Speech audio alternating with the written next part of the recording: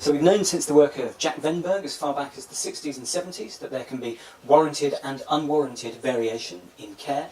But now with this prescribing data we can see this very clearly in almost real time using real-world prescribing data.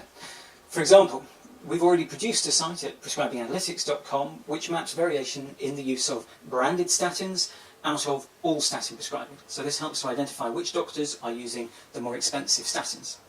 But with open prescribing we can do this for any numerator over any denominator. We can look at any drug against any other group of drugs in order to identify, for example, where doctors are bad at prescribing equally effective generic drugs. But we can also look to see which practices are the best at rapid uptake of genuinely innovative new treatments. Now this has a number of real-world applications. Firstly, of course, it's useful to identify warranted or unwarranted variations in care to improve treatment.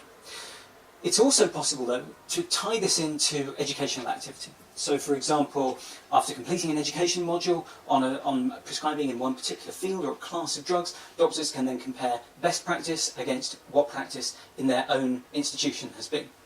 But lastly, we can also use this information to look at health services research and supporting other kinds of pieces of work that can be done in this field. For example, we're already conducting a cohort study comparing prescription of certain kinds of expensive branded drugs by whether or not GP practices are dispensing practices, so they have a financial conflict of interest. We're also already looking at doing a randomised controlled trial to see if there's any change in prescribing practice amongst practices that have been told by us that they are unusually expensive prescribers against practices which haven't received these emails from us.